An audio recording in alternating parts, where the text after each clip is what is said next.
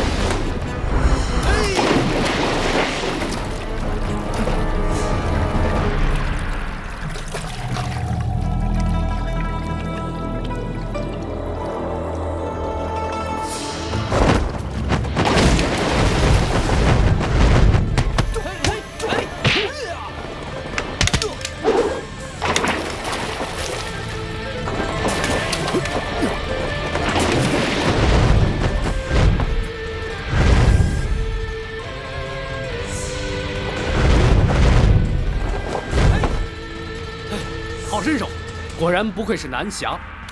阁下想必就是分江署蒋平，蒋四哥了。得罪了，正是蒋平。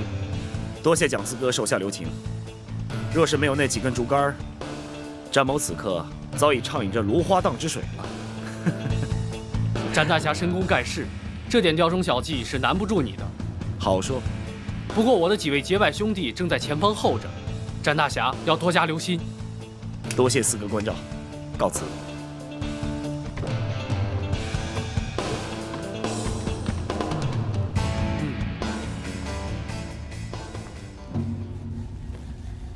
展昭那一身轻功真是不含糊，恐怕和大哥也在伯仲之间。难怪皇上要封他为御猫了。哼，四哥，休要长他人志气，灭自己威风。我就不信他有三头六臂。展昭既有南侠之称，绝非浪得虚名。大家还是谨慎点好。不过呢，我们彼此并无深仇大恨，分个输赢即可，不可以性命相搏。大家明白吗？嗯。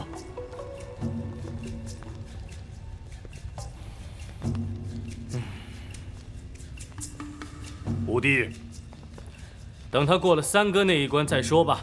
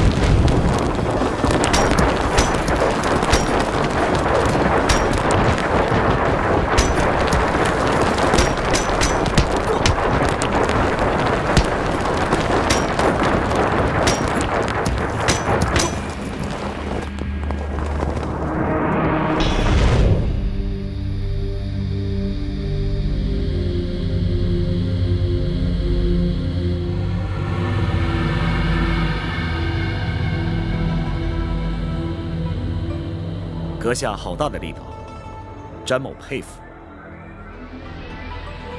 穿山属徐庆，能穿山入穴，天生神力。阁下想必就是徐三哥了。詹某擅闯陷空岛，虽有冒昧，但并非为了挑衅而来。废话少说，手下见真章。嘿。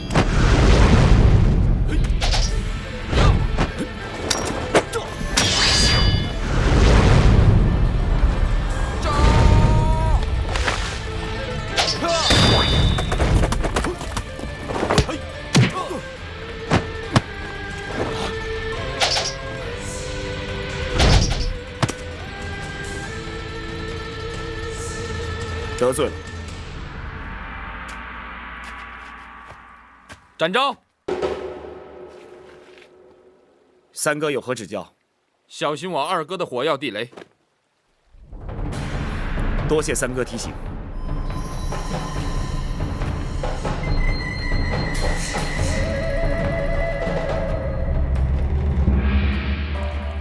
老五，哼！哎，二哥，你什么时候变得这么神秘啊？有什么事儿不能在厅里说，非要把我约这儿来？有些话我不想让大哥他们听见。哎，老五，这就是你的不对了。都是兄弟，还分什么彼此？这些话就是不能说，只能让二哥你一个人知道。老五，你明知道我是急性子，就别折磨我了，快说吧。方才三哥说展昭过了他那一关。是啊，哎呀，这展昭就是展昭，没想到你三哥天生神力，竟然在力气上输给他。他使的是巧劲，算不了什么。那也不错了。对了，你到底有没有把握赢他？没有。啊？那你还把他招来，这不是让自己难看吗？可是他也未必赢得了我。这，二哥，这就是我找你来要说的话。如果我和展昭比斗下来，输给了他，陷空岛武术的颜面就全靠你了。啊，我？哎呀，老五啊，你太抬举你二哥我了。五兄弟里面，我的武功是最差的，你们都赢不了他，我就更不行了。不，你行。用你的火药地雷，大罗神仙也逃不了。老五，大哥说了，分个输赢就行了，干嘛非要拼命呢？不，如果我们都输了，武术从此就会在江湖上除名。我不能让展昭活着离开陷空岛。哎呀，老五，别的事我都可以听你的，可这件事不行。大哥要是知道，那肯定会骂我的。好，如果你不同意，只要我输了，就当场自尽。哎，别，咱们再商量一下。老五，真的就没有别的办法了吗？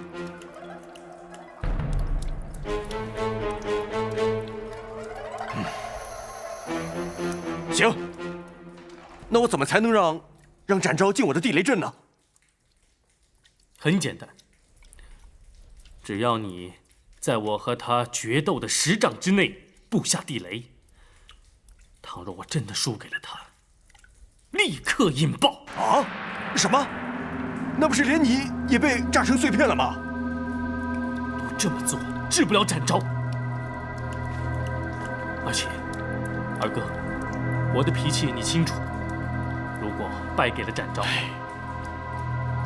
活下去比死更痛苦。我宁愿跟他同归于尽。五弟，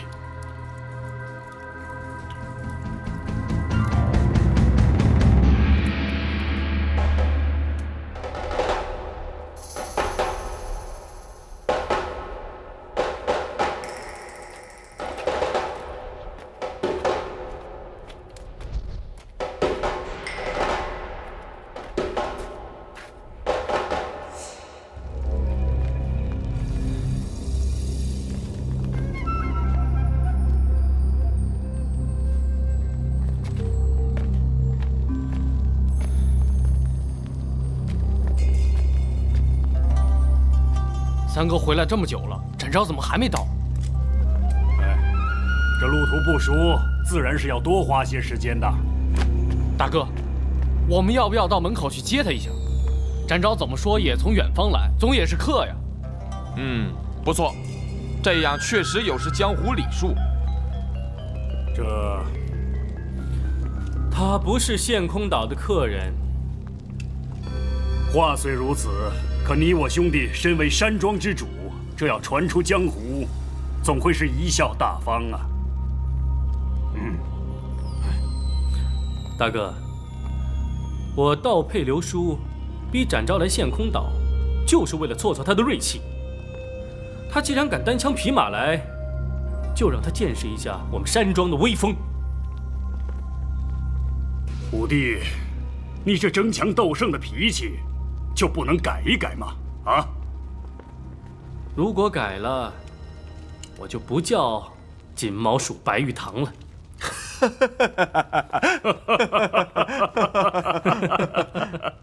也罢，南侠展昭虽然名震江湖，可我们吴蜀在江湖中也不乏盛名，就依五弟吧。啊，好，大哥的确不失江湖豪气。不过比武较技，点到为止，不可拼命啊！尤其是你啊，二弟。我不错。比武较技，手下总有分寸。可是你那火药地雷之术就毫无情面了，稍有不慎，非死即伤。展昭与吴蜀本无怨无仇，二弟，对付展昭，不得使用火药地雷。我怎么？大哥的话你也不肯听吗？不，大哥，大哥，根本轮不到二哥出手，恐怕展昭连大哥这一关都过不了。比武较技，最忌轻敌。我虽对轻功颇有把握，却也不敢托大，恐怕也未必能赢得了他呀。就算他侥幸不败，别忘了大哥，还有我。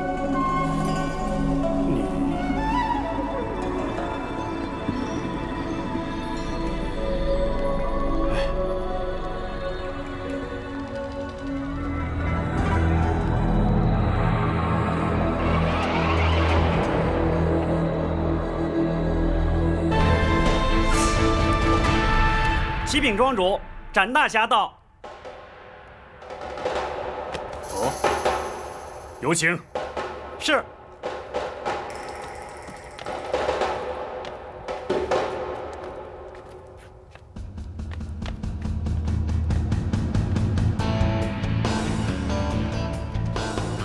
南侠展昭亲临陷空岛，卢某未曾远迎，还望展大侠休要见怪。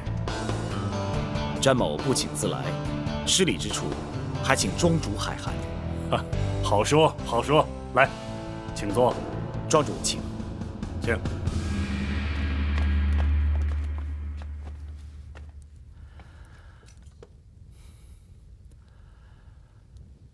詹某今天的来意，庄主想必心知肚明吧？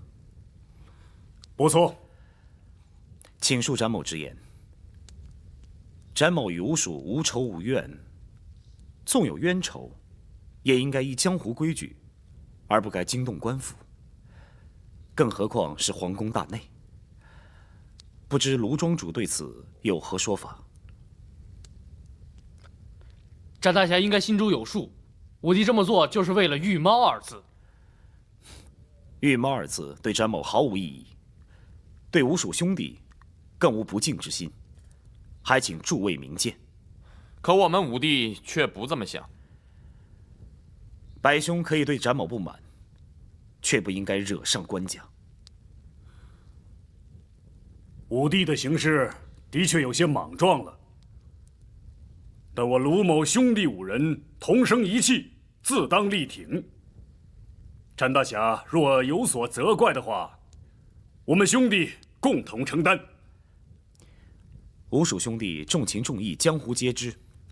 正因如此，展某更望此番前来能够善了，还请庄主大度赐还皇上玉佩。展某衷心感谢。展大侠，献公道吴蜀无心与展大侠为敌，更无意招惹官家，只是事已至此，彼此还少不得一番较量啊。庄主此举又有何意？比武教计点到为止，这3弟4弟均已败在展大侠手中，只要能将我们5兄弟一一击败，卢某天为吴蜀之首，自可做主，将玉佩奉还。倘若败的是展某呢5弟争的不过是一口气，届时江湖朋友自然会知晓。到时玉佩仍交展大侠带回。展大侠，你以为如何呀？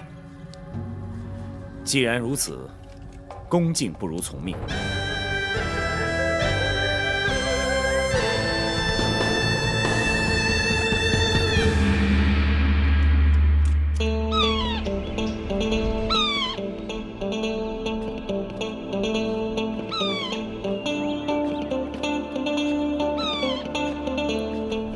庄主要比的是这木桩刃。不错。卢某自认在轻身功夫上稍有专攻，就向展大侠请教轻功了啊。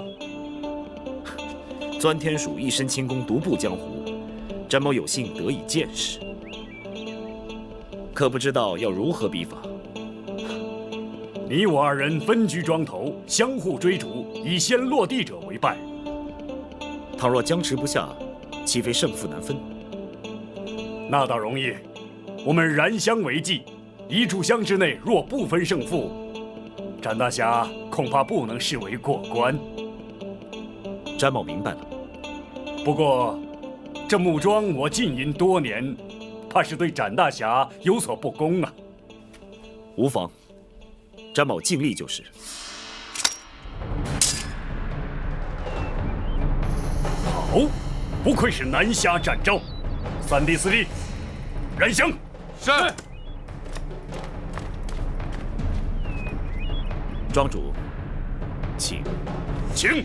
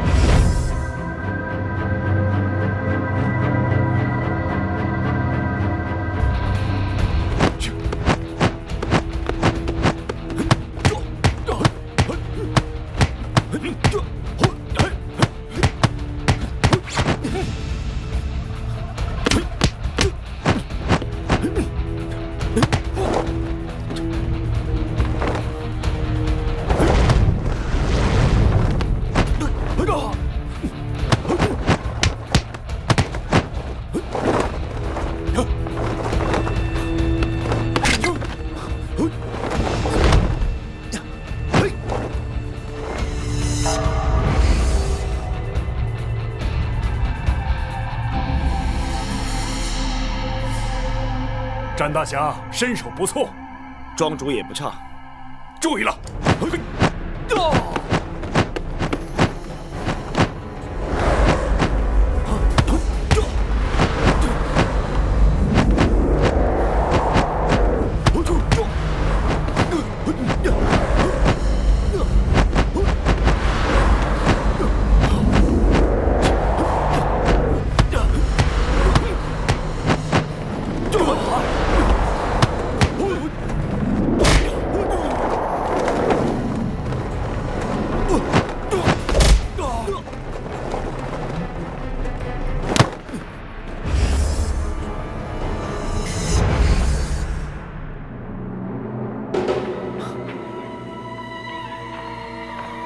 展大侠，没有时间了。庄主请留神。展昭好计策。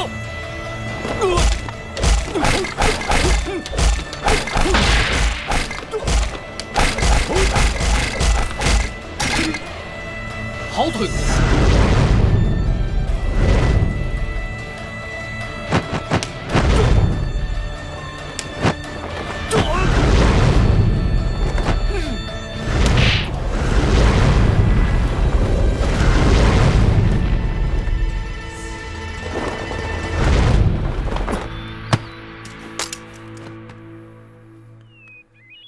卢庄主，承让。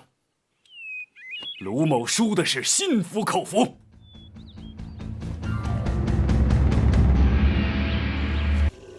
老五，这儿，这儿，啊，还有那儿，那儿，那儿也有。老五，这方圆10丈之内，我都布满了地雷。难道你真要这么做？如果我真的败在他手里，此地就是我和他的葬身之地。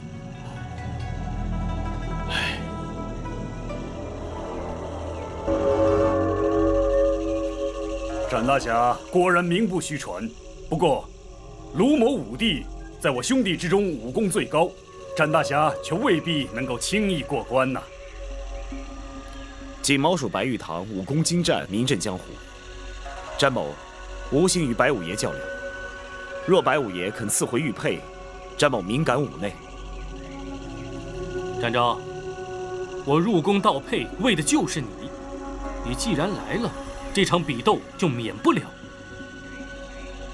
詹某与白五爷并无过节，白五爷又何必苦苦相逼呢？哼，毛鼠乃是天敌，展大侠又何必明知故问？玉猫二字是皇上所封，詹某无意对吴蜀不敬。江湖朋友却不这么认为。那好，詹某承诺，从此以后永不用玉猫二字。可却堵不住江湖上悠悠之口。詹某已经退让至此，那白兄言下之意又该如何呢？你我分出高下，定出胜负，除此之外，别无他法。五弟，大哥，事关吴蜀名声，莫再相劝。既然如此，詹某就向白五爷讨教一番。比武切磋，点到为止。大哥，刀剑无眼，江湖中人又岂会在乎？不过，先请几位哥哥退出10丈之外，以免妨碍展大侠施展。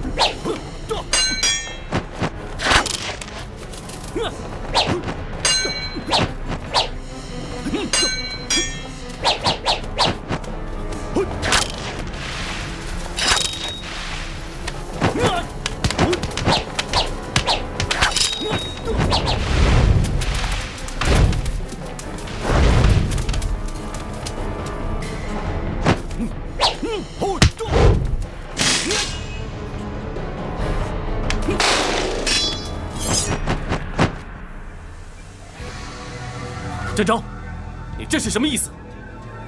白兄意所何指？你为何剑不出鞘？你是存心看不起我白玉堂？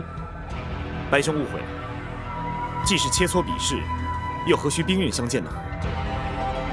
不是切磋比试，而是为了名誉而战。如果你不肯放手一搏，休怪我毁去玉佩，让你交不了差。那好，得罪了。来得好！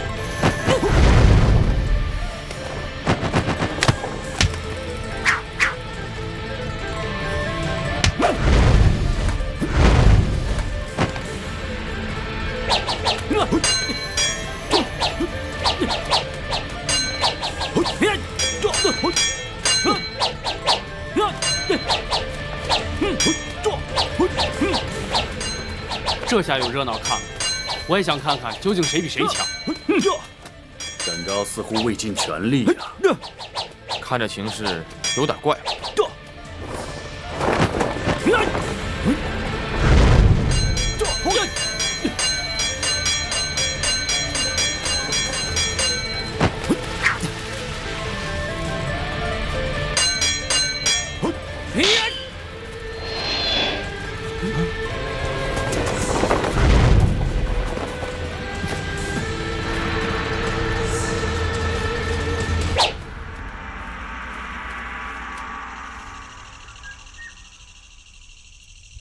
南侠展昭也不过如此。白五爷果然高明，展昭佩服。如今江湖上人总该知道，皇上封的御猫，毕竟还是比不上陷空岛吴蜀。老五，这下可给我们兄弟扬眉吐气了。战大侠，武帝是侥幸获胜。不，武帝败了。三哥，你这话怎么说？他长剑已断，若不算败，难道真要他血溅当场吗？不错，三弟，你把话说清楚。大哥，请看，这是竹剑。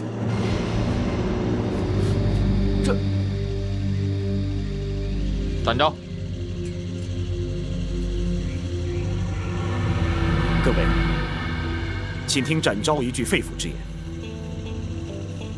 詹某原本无意与吴蜀为敌，更无伤人之心，故而只能以竹剑明志，还请诸位包涵。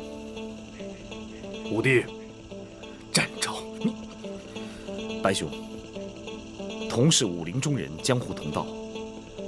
詹某对吴蜀兄弟侠义之风，常有惺惺相惜之感，还请白兄撇去成见，赐还玉佩。武帝，大哥不必多说了。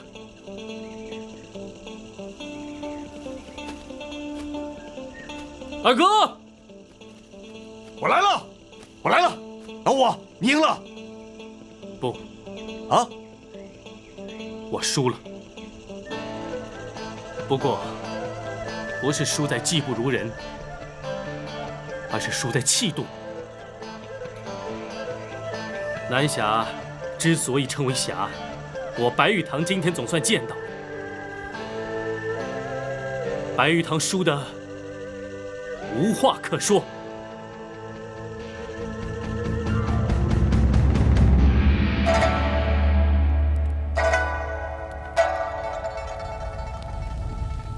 玉佩奉还。吴蜀势力莽撞之处，还望展大侠不要怪罪啊！吴蜀兄弟信守然诺，展某佩服。惭愧，为了这个虚名，险些断送了吴蜀的声誉。这武帝之错，也就是我五兄弟之错，还请展大侠回京转禀包大人。如果朝廷要追究刑责，吴蜀绝不会逃避，随时接受包大人的惩处。罗庄主，请放心，玉佩是由白五爷主动奉还，展某答应庄主，绝不会将他缉捕归案。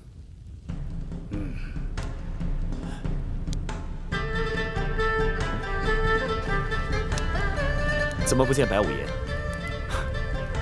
老五虽然输了，可是面子上挂不住，想必是躲起来了。五弟啊，幸亏是认输了，否则这雷一响啊，可就糟了。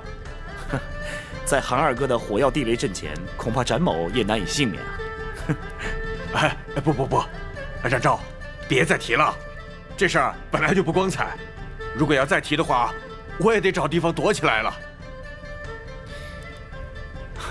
展大侠，难得来我献空岛，何不在此盘桓几日再走啊？不，皇上现夕追回玉佩，想必包大人此刻是心急如焚，詹某必须马上启程回京。他日有空，再登门拜谢。那好，那我们兄弟就不留展大侠了。四弟啊，在，你亲自送展大侠过湖。好，没问题。不敢有劳蒋四哥。放心，这次我不会把船拆了。告辞。告辞。请。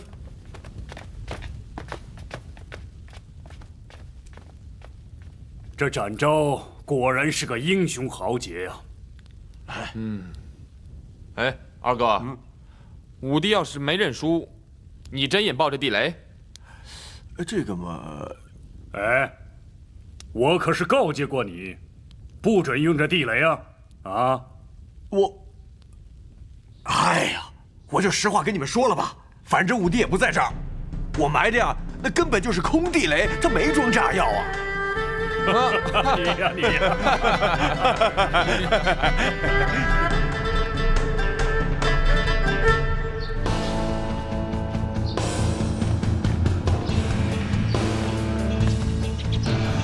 请留步。他日有空，詹某必定登门拜访。好，如果有需要，随时知会我们兄弟，我们会立刻赶到。献空岛无属肝胆相照，詹某今天总算是见识了。蒋四哥，后会有期。后会有期。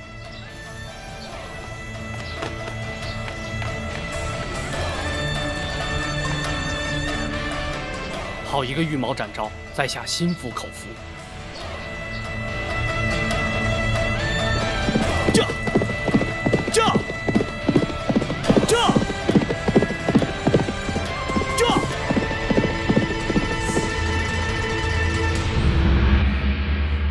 不错，正是此配。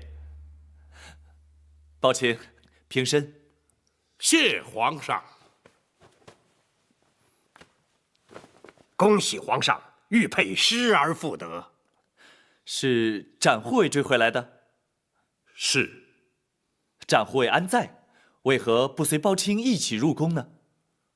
回皇上，展护卫自承有罪，待皇上宣诏方敢入宫。展护卫何罪之有啊？追回玉佩乃大功一件，朕奖赏他有恐不及啊。白玉堂入宫盗宝，惊扰圣驾，乃是针对展护卫而来。展护卫自责，因虚名而让皇上增烦添忧。那也不能怪展护卫啊，该追究的是那目无王法的白玉堂。白玉堂自知有错，故而主动归还玉佩。主动归还？是。展护卫顾及江湖道义，故而未将白玉堂拘捕到案。什么？岂有此理！白玉堂进宫盗宝，惊扰了朕，就因为他主动归还玉佩，就不予计较。展护卫不将他拘捕归案，岂不失职？展护卫自承有罪，指的正是失职之罪。不行，展护卫认罪也好，不认罪也罢，那个不知天高地厚的白玉堂，还是要依法拘捕。臣遵旨。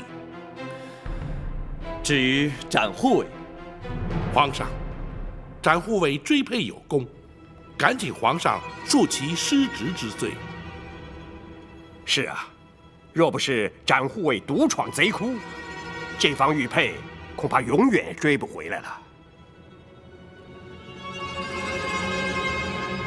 展护卫追回玉佩有功，朕自会加以奖赏。然而白玉堂仍要由展昭负责擒拿归案，朕可以不再追究他的失职之罪。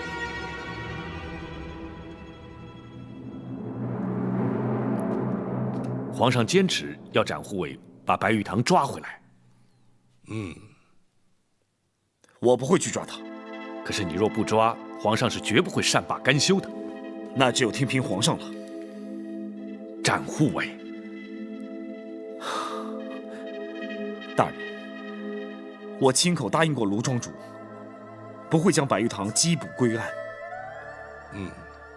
本府明白。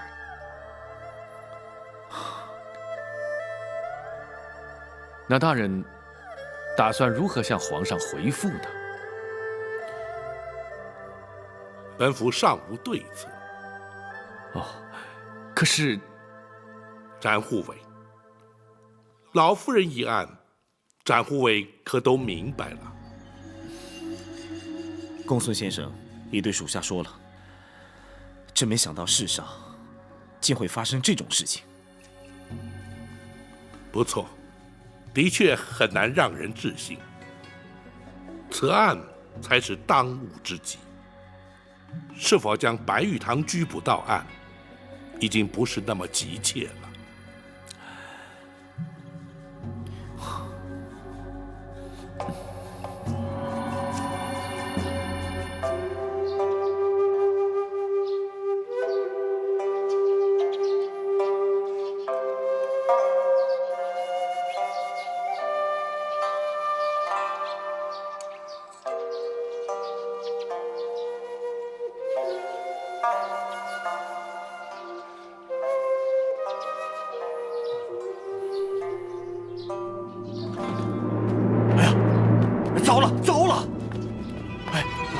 这下可麻烦了。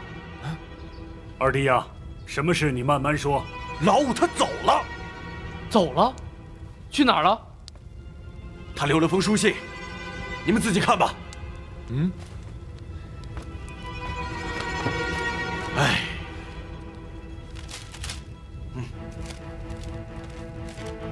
四位兄长如晤。弟夜闯进宫，盗宝流书，原为与展昭斗气。岂知展昭胸襟气度，无不令弟折服。玉佩虽已归还，却仍有未了之事。白玉堂若不认罪归案，非但展昭难以交差，包大人也必受牵连。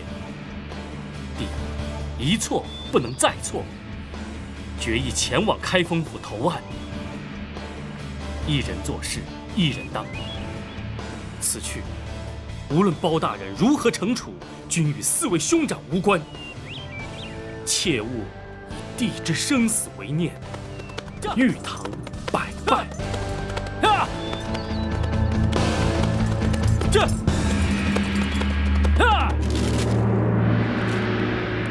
不妙啊！武帝去开封府投案了。武帝是不是疯了？如果包大人真定他的罪，他非死不可。是啊，大哥，这下麻烦可大了。大哥，我们把他追回来。不，武帝的脾气大家都知道。他既然决定去开封府投案，就算是追上他，他也不会回头。那我们也不能眼睁睁看着他去送死啊！三弟，平时你最为冷静，你说说，我们该怎么办？如果他存心去死，我们就随他去。老三，你这说什么话呀你？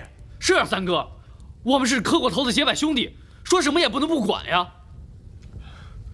三弟啊，你这个说法谁都不能接受，这也不像是平日的作风啊。大哥，按我平日作风，我会怎么办？有难同当，有福同享啊！我现在正是此意。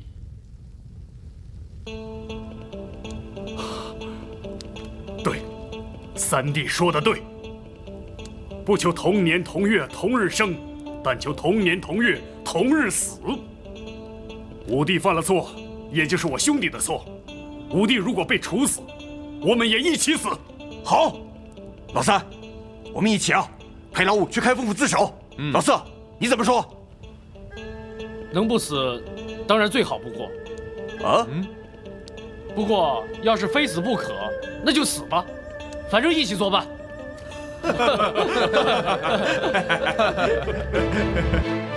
白兄怎么会来到开封？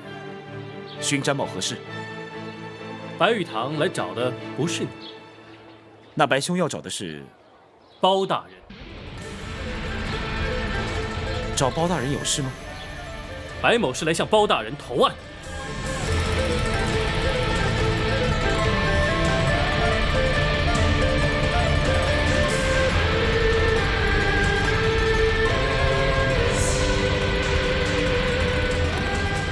草民白玉堂叩见包大人。你起来说话。谢包大人。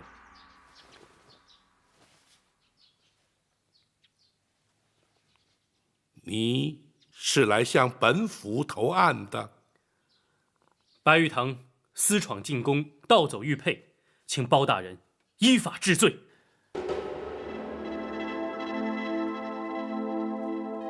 大人，白玉堂主动奉还玉佩，还请大人明鉴。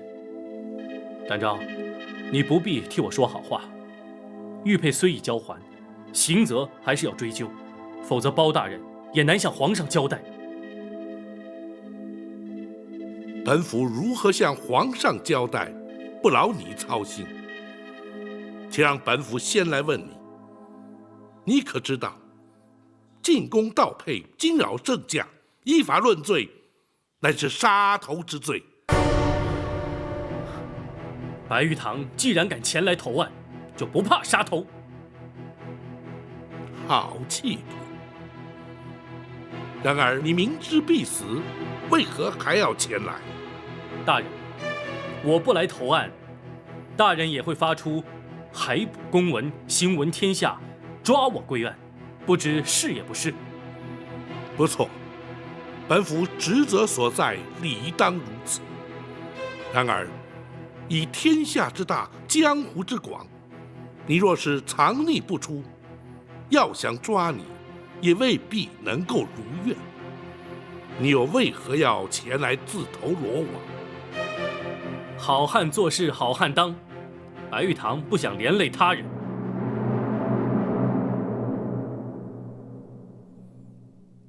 你是不希望连累陷空岛的结义兄弟，亦或是为了展护卫，甚至是为了本府？包大人，白玉堂既然已经前来投案，又何必追问其他？请包大人立刻将我收押定罪。不，詹某答应过卢庄主，绝不会将你逮捕归案。倘若因此受到包大人责罚，甚至遭到皇上降罪，詹某也会一肩承担。展昭，我白玉堂一生心高气傲，绝不肯受人点滴恩惠。盗佩流书向你挑衅，是出于一时冲动；奉还玉佩是敬重你的侠风义骨。至于前来投案，则是我自知有罪，心甘情愿，与任何人无涉。你，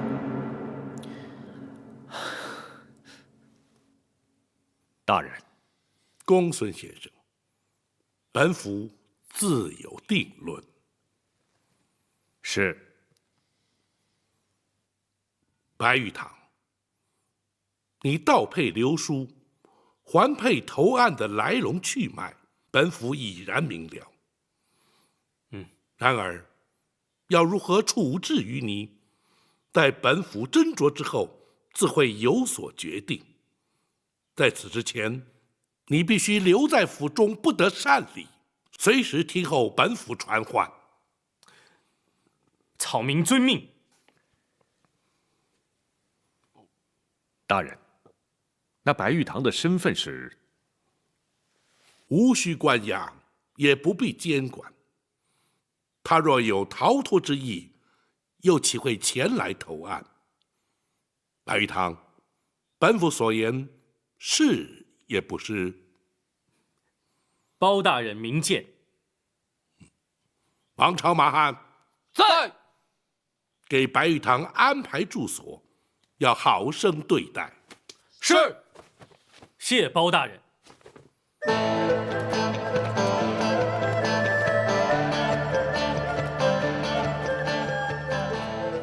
大人打算如何处断？那白玉堂虽然行事乖张，却不失侠义之心，不能以一般罪犯视之。本府立刻进宫面圣，务求圣上能够开恩特赦。谢大人。展护卫不必急着谢本府，本府只能尽力而为，只怕皇上未必同意呀。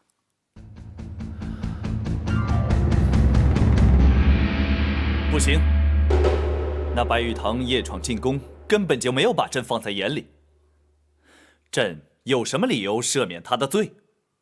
回皇上，白玉堂原本是针对展护卫，绝非存心对皇上不敬啊。他和展昭怄气，就能闯进朕的禁宫，而且还盗走了朕最珍贵之物。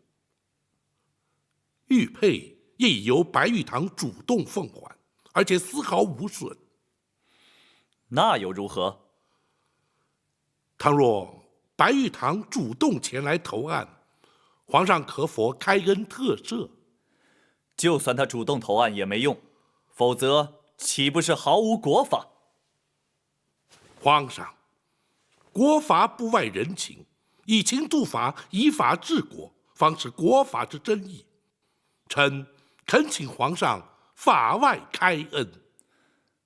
暴政，你为何急于替白玉堂开脱？你一向执法守法，难道要因为一个白玉堂而改变不成？回皇上，包拯绝不敢违法徇私。然而，法有严疏之分，罪有轻重之别。白玉堂所作所为的确触法，然而却并非罪大不赦。此人虽桀骜不驯，却颇具侠义之风。倘若能够收为朝廷所用，未尝不是朝廷之福啊！什么？你不但要朕赦免他的罪，而且要朕将他收入朝廷。若是他能够戴罪立功，以功折罪，非但朝廷能够增添以有用之才，更足以彰显皇上仁恕之德。微臣斗胆，恳请皇上开恩。包拯，你真这么想？难道你就不怕引狼入室，所事非人？臣为国举才，一无所惧。好，朕就给他一个机会，让他戴罪立功。朕倒要看看他能立下什么奇功来，是不是真能让朕足以赦免他的罪？臣遵旨，谢皇上。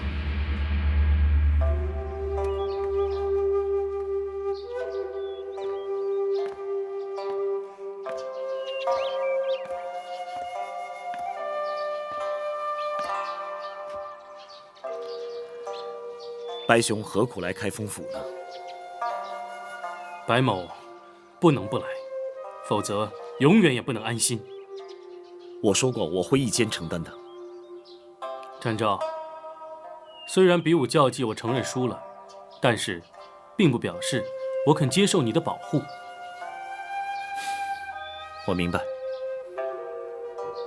可是我却不明白，你为什么要甘愿放弃浪迹江湖、快意恩仇的日子，反而要来这江湖人最不愿意沾惹的官府？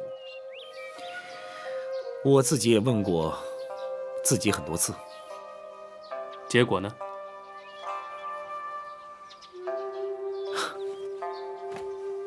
如果不是包大人，我不会接受官职。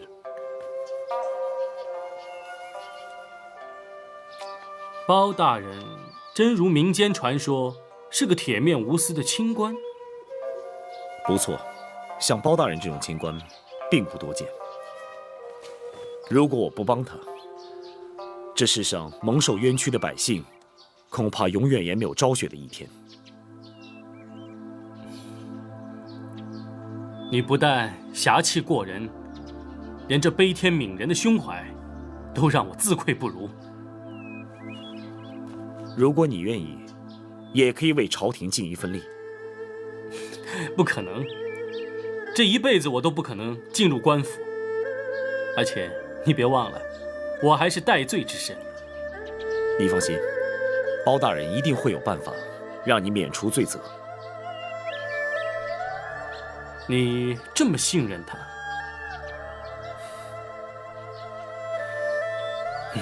士为知己者死，连这一点我都比不上你，真可笑！居然为了一点虚名和你争斗不休，难怪江湖人称你为南侠。的确，鼠不如猫。白兄弟，哎，你放心，我已经不在意这些了。展大人，府外有人求见。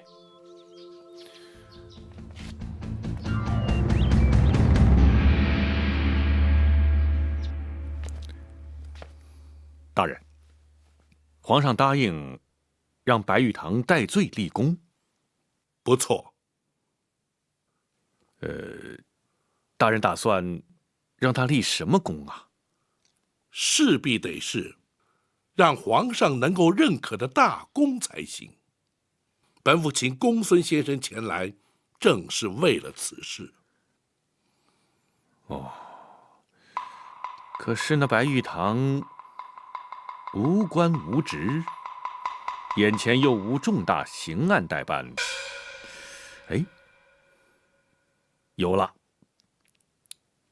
如何？眼前的确有件大案待办，太妃娘娘之案。可是此案不宜让外人插手啊。不错，此案的确不宜让白玉堂插手其中。然而，此案却有个重要人证在来京途中。陈琳。正是。倘若张龙赵虎在接陈总管来京途中有所闪失，那岂不是全案永无侦破之日？公孙先生是说要令白玉堂前去接应？是的，大人。倘若白玉堂对日后皇上认母一事有所尽力，也算是功劳一桩啊。公孙先生所言极是。马汉在，请白玉堂来厅中说话。是。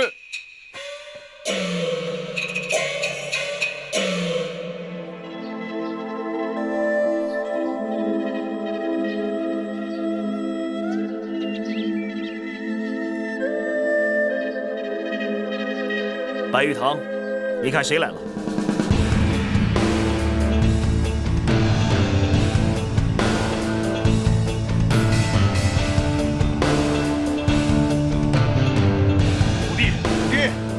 五弟，是你们来干什么？老五，你这算什么？不声不响，留封书信就这么一走了之了。是啊，你要走也要跟我们商量一下呀。五弟呀，你的确让我们担了不少心啊。大哥，小弟在信里面不是已经说得很明白了吗？我们也知道，劝不住你。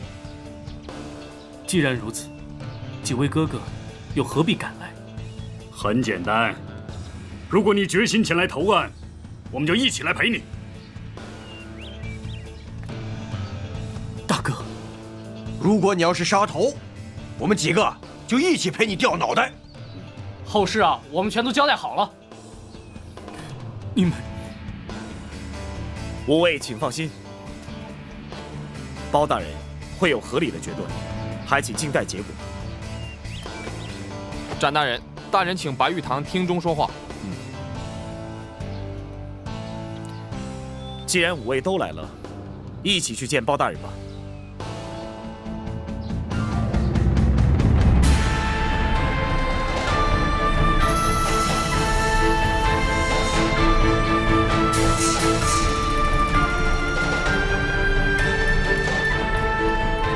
启禀大人，献空岛吴蜀道。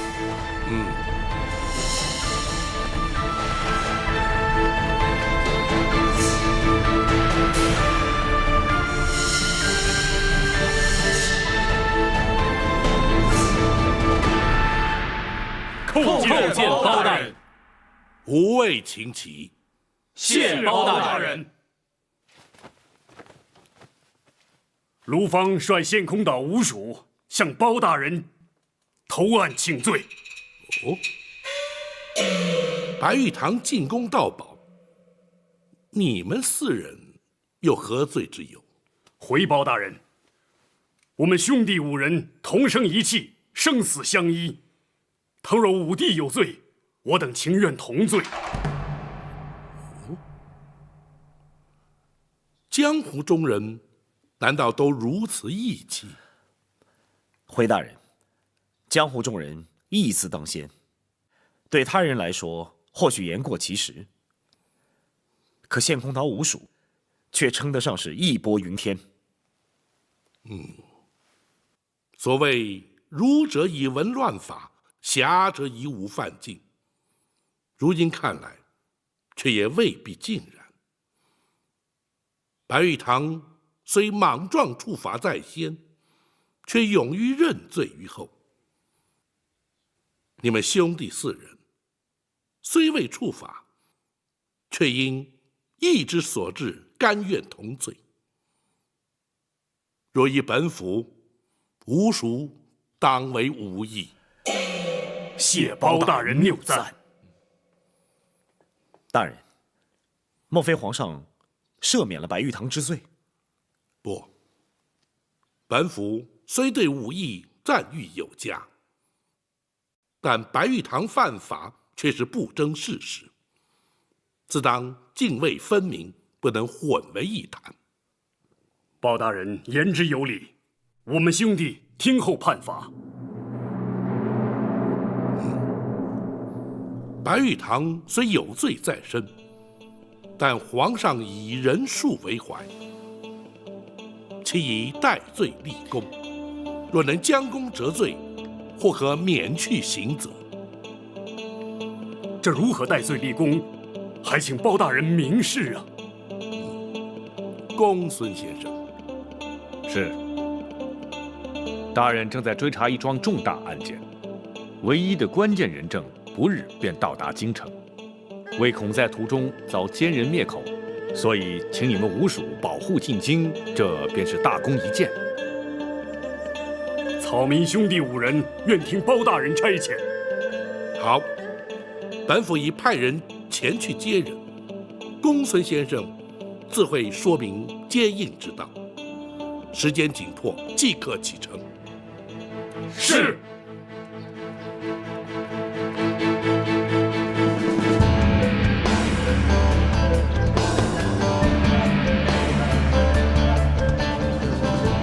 5位，一路顺风。展大侠协助之恩，吴蜀永志不忘。好说，请吧。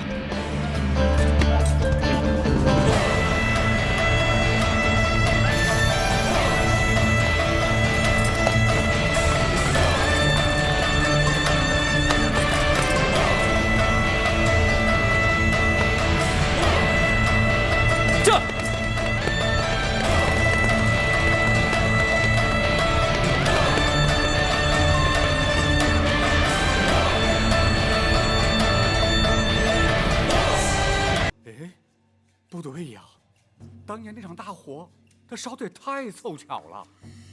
哼，怎会不巧？尸体化为灰烬，仵作如何验尸？谁又能证实火场里留下的焦尸真是他？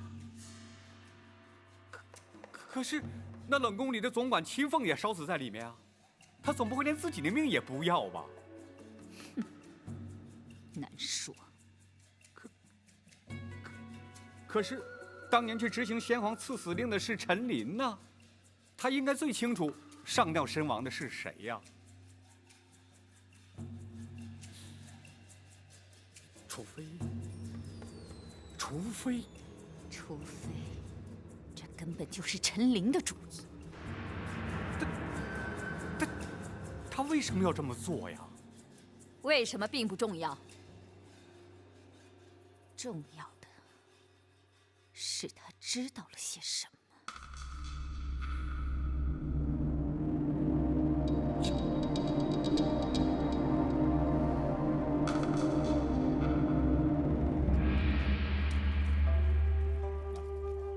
谢谢。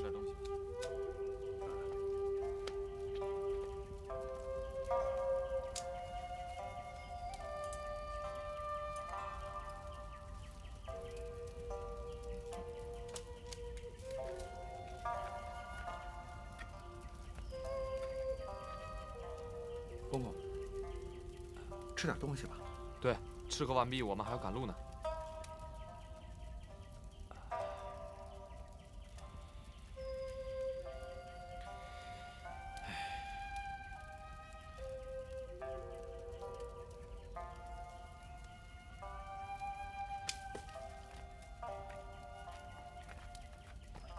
老人家，多少还是吃一点儿，否则路上饿了再吃，多有不便呐。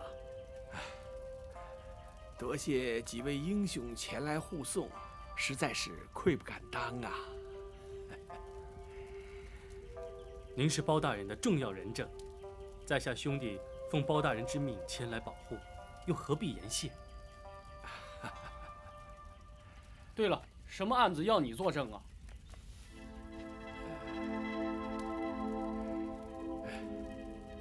这事关重大，请恕我不便说呀。那有什么？难道我们几个兄弟还会四处瞎说吗？这……好了，四弟，包大人的案情我们不需要知道，何必让老人家为难呢？不错，四哥，你我唯一的任务便是让老人家安全无虞地回到京城。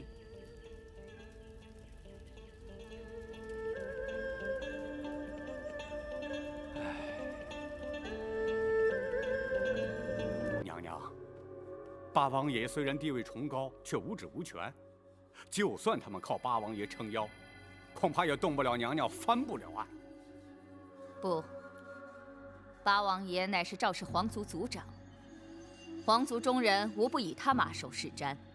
同时，他还握有上打昏君、下打谗臣的先皇御赐金剑。一旦他插手此事，哀家也难以对抗。那可如何是好啊？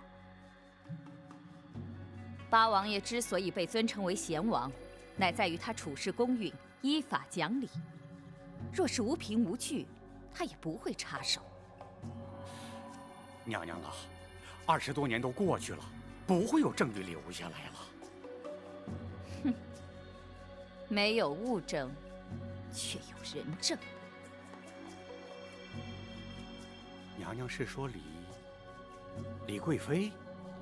不，她只是一个抗旨不遵的先皇陶妃。她若作证，自可轻易推翻，无人会信。那真正的关键人证是陈琳。陈琳早已告老还乡，不理世事了，难道还会找她回来作证？包拯以远方亲眷之名带李妃入京，甚至带她前往南清宫见过八王爷。可是却为何迟迟不提此案？他们在等陈琳进京。没错，你曾说过，包拯的侍卫出京而去，却不知去向。哀家可以断言，他们是接陈琳去了。娘娘，那如此一说，他们是在等陈琳一旦进京，包拯必然会开始行动了。没错，因此无论如何，绝不能让陈琳进京，知道吗？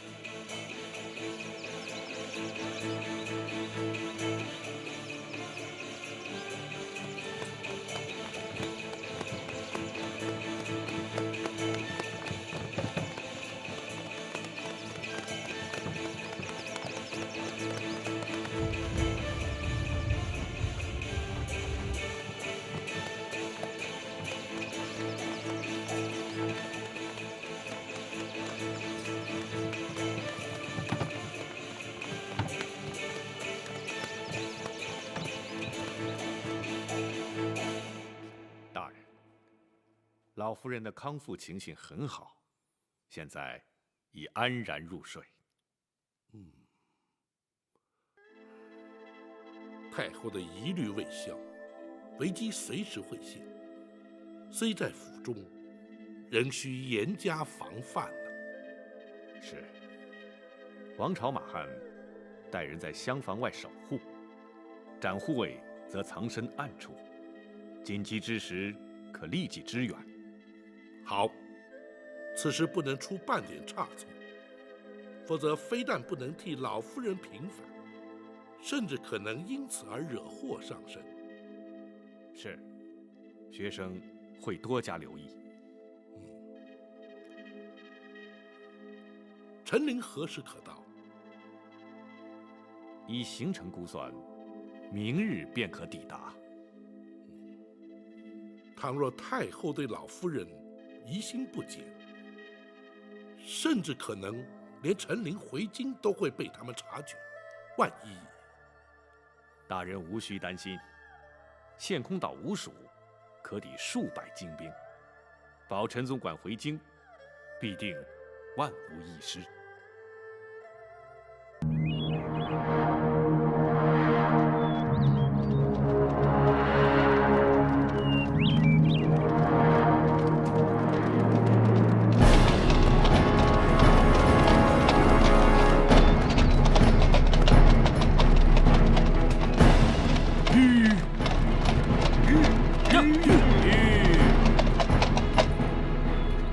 官兵设下路障，这种荒野官道有什么大事儿？我看他们是吃不饱撑的，没事干。没那么简单。四哥，后面招呼一声。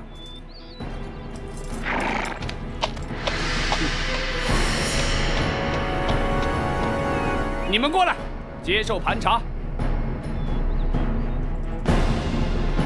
这。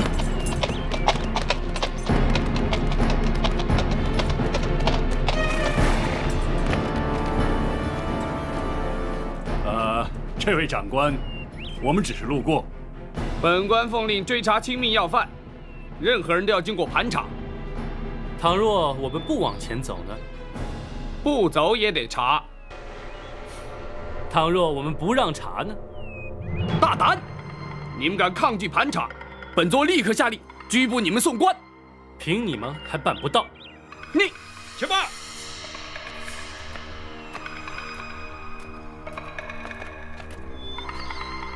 你们是哪里的官差？这你不必知道。此地离开封城不远，应该是开封府的辖地。可是你们并非是开封府的人。你怎么知道本座不是开封府的人？如果你是，你就该认得我。哦，你是什么人？开封府包大人座前侍卫赵虎。哈哈哈哈！好极了，我们等的就是你。上！哎呀！这！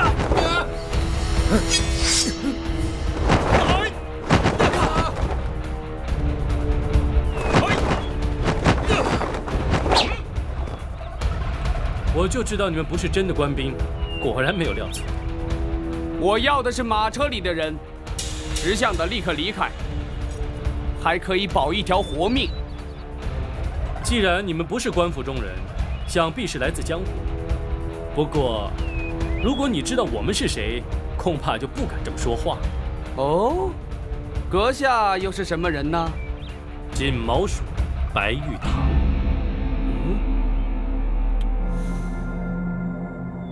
你不用看了，献空岛五属全在此，你还想拦我们吗？五位都是江湖豪杰，何必淌这官府的浑水呢？在下也是受人之托，还请五位不要插手。你错了，这件事献空岛五属管定了，你最好让我们过去，要不凭本事把我们留下。在下是拿人钱财替人消灾，不挡人财路乃是江湖规矩。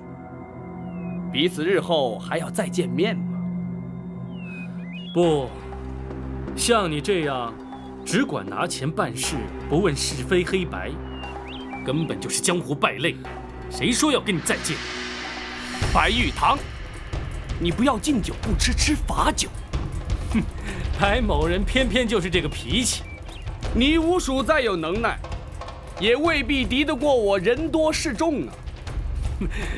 你就试试。好，一个也别放过，给我杀！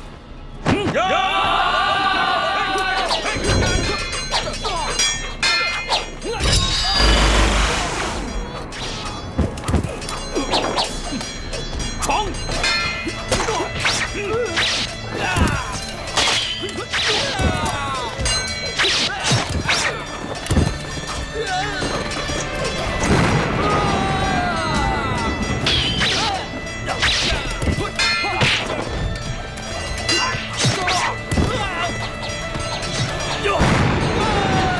三哥开路！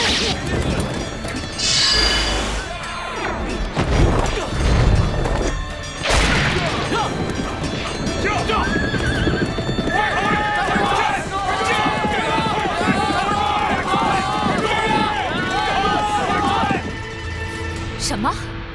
没拦住陈琳？奴婢该死！抬起头来！包拯不过派了2个人去接陈琳，你竟然会拦不住他？奴婢没想到包拯会派江湖人陪同保护，他们的人武功高强，奴婢的人根本不是他们的对手。江湖人？这包拯居然和江湖人串通一气，看来他是早就有了准备。陈琳如今人在何处？他已经进了开封府。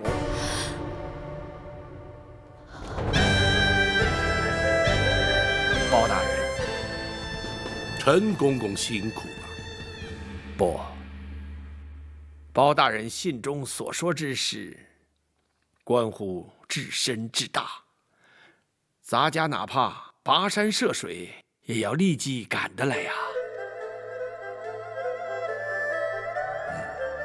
只是途中竟会遭人伏击，却让公公受惊了。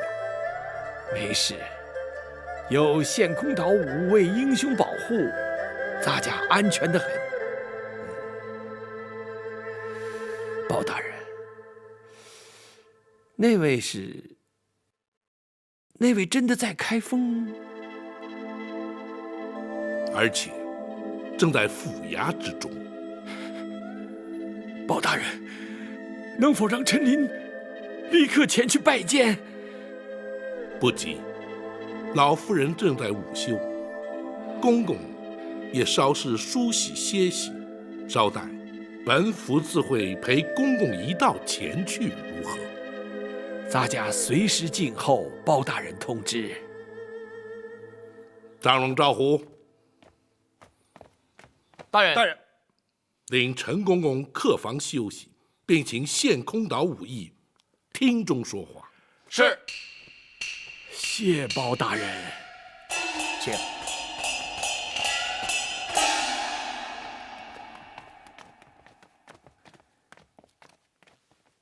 大人，如今白玉堂已将陈总管安全带到京城，大人可要带他进宫面圣？不，时机不宜，还是将老夫人之事了结之后再去不迟。是。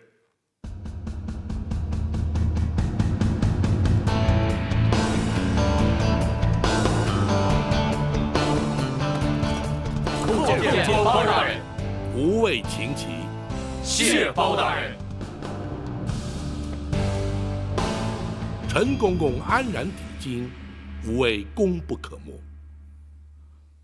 包大人有令，草民兄弟岂敢不遵？幸喜人证无恙。包大人，包大人可知伏击拦路的是何人所指使？陈公公是本府侦办重大案件的人证，那指使伏击之人自然与本案有关，只是如今尚在查证阶段，本府不便透露。包大人办案有用得着我们草民兄弟之处，请尽管吩咐，我们定当全力以赴。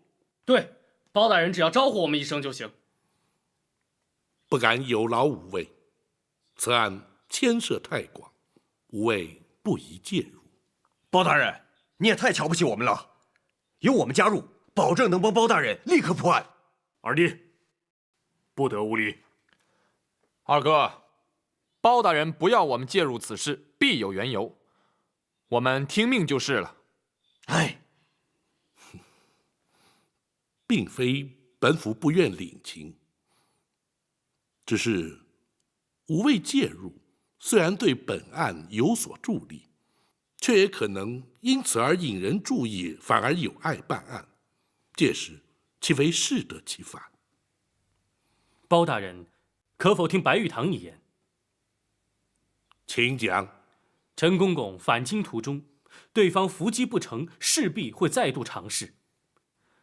陈公公虽已在开封，却仍处险境。倘若仅留白玉堂一人暗中保护，既不会妨碍包大人办案，又可确保人证安全。如此一来，岂非两全其美？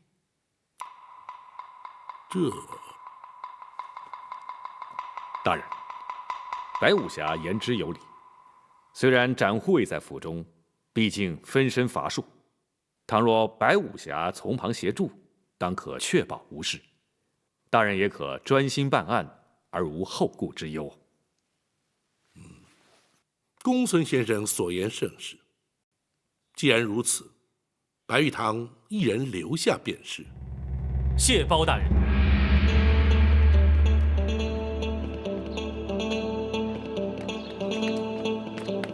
老五，你也太不够意思了！结果你一个人留下来，我们几个还得回县空岛，什么热闹也看不了。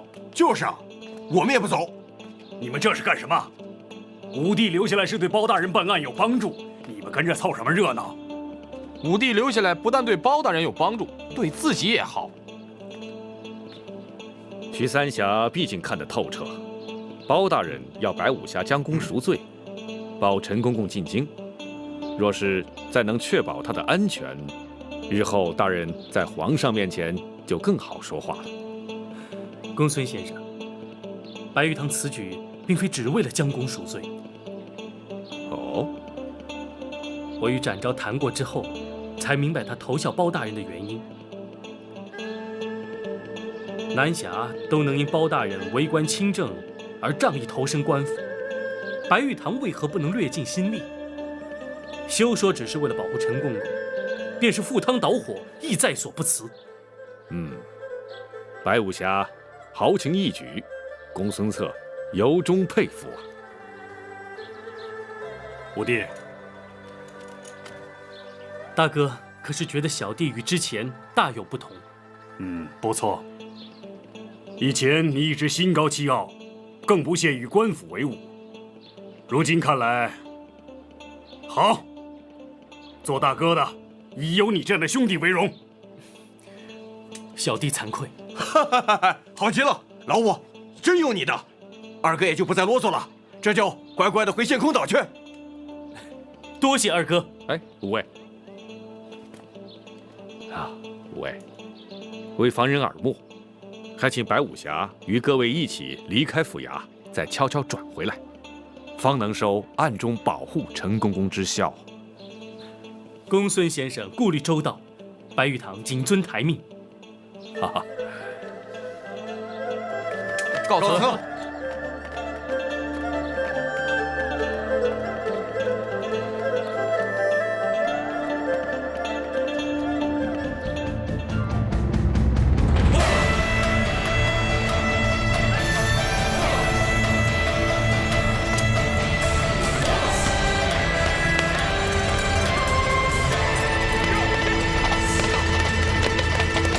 奴婢陈琳叩见娘娘。陈公公，快快请起。谢娘娘。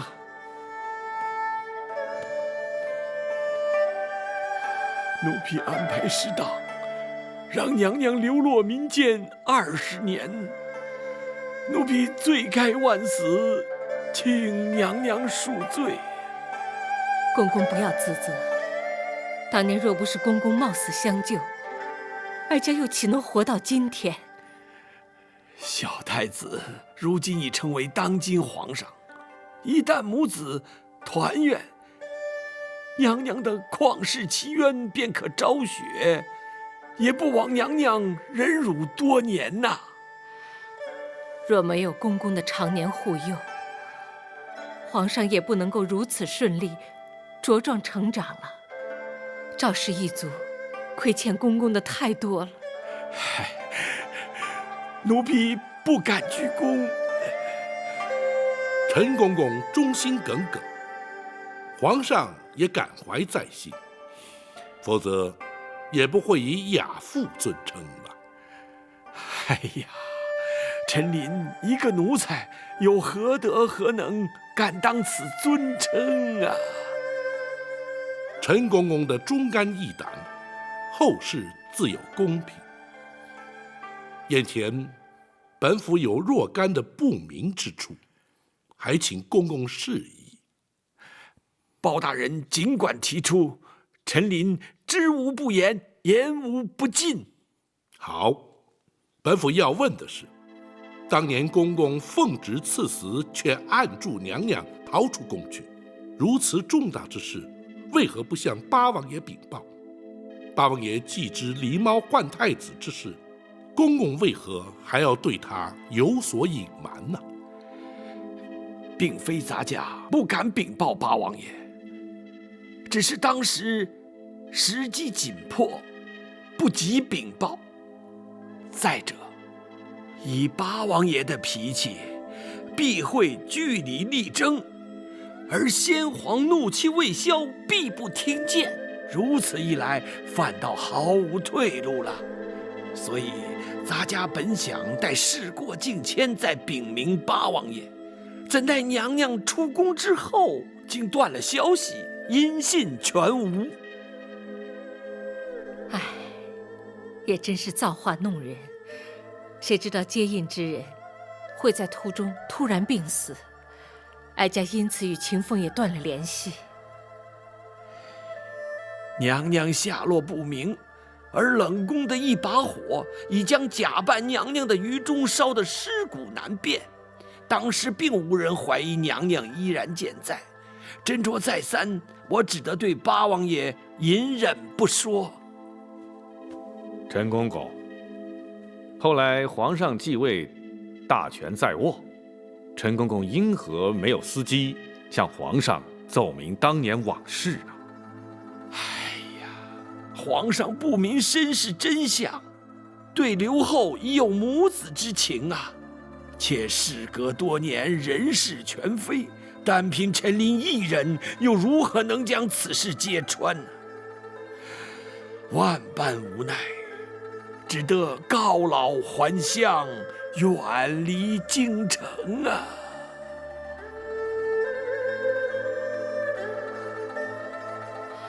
换做任何人，恐怕也无能为力。本府尚有一事，百思不得其解。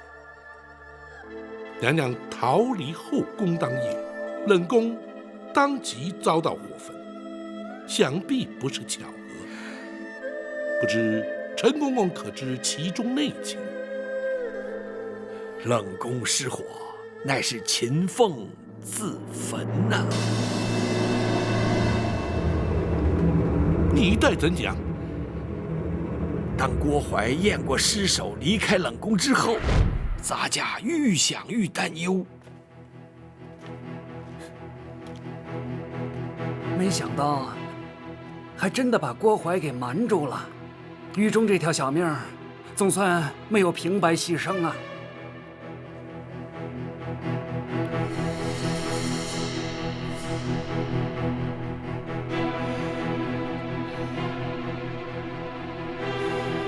公公，还有什么问题吗？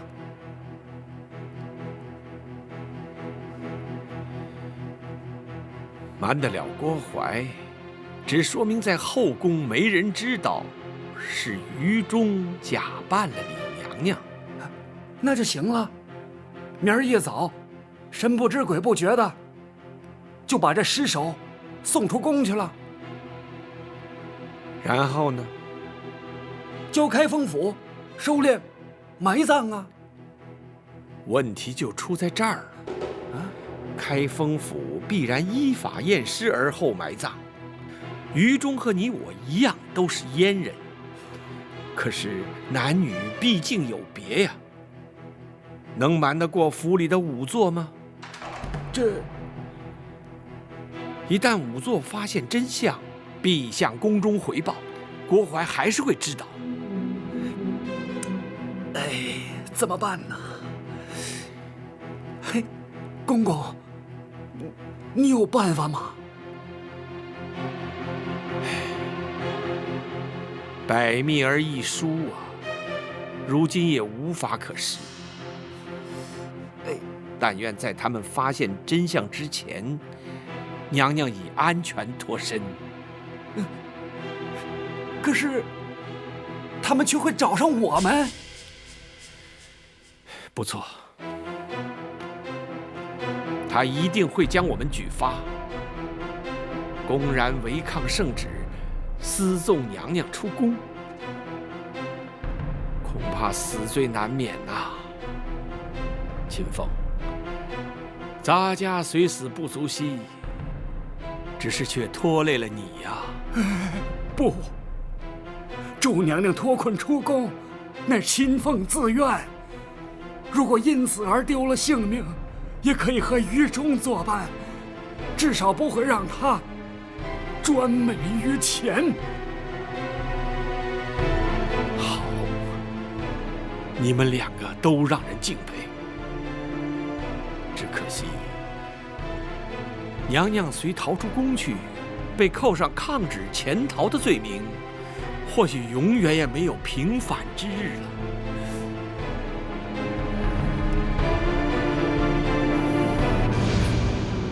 我有法子了。哦，你快说。仵作验尸必须有尸可验，如今唯一的办法就是毁尸灭迹。话虽不错，可是郭淮再三交代要你看顾尸体，一旦毁尸灭迹，他仍然会找上你，而且必会怀疑你毁尸灭迹的目的。我有把握，叫郭淮不会怀疑，也无从追查。事关重大，你必须说明用什么法子。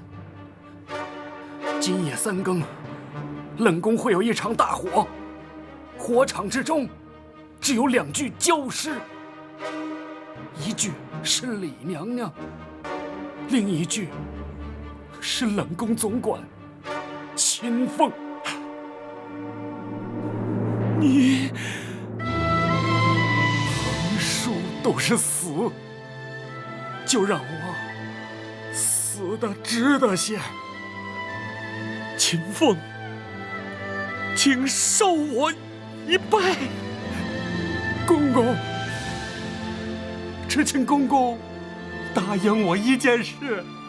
你说。请公公务必保娘娘有朝一日平反沉冤，让秦凤与于中死而无憾。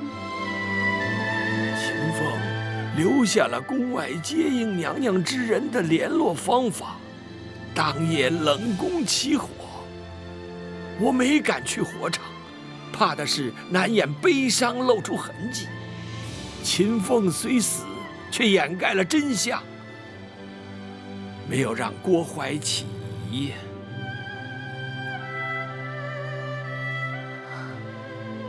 原本以为只有于中一人因我而死，谁知道连秦凤竟然也……哀家只怕永远也无法报答他们。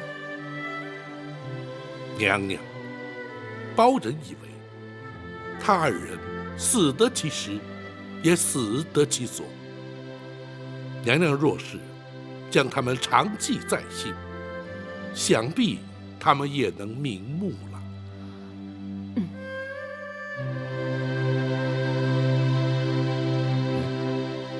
陈公公，学生有疑问想要请教。公孙先生，请说。当年与郭淮狼狈为奸的首席产婆尤氏下落如何？陈公公可知晓啊？咱家当时暗中查过，只知道他出宫不久便被人劫财杀害，官府也登录无误啊。显然是杀人灭口。然而还有一人最为关键。包大人所指何人？寇珠。对，寇珠当年可是皇上的救命恩人，而且哀家在打入冷宫时，他刚开始还经常去看我，可是没过多久就没再出现过。陈公公，寇珠如今还安在啊？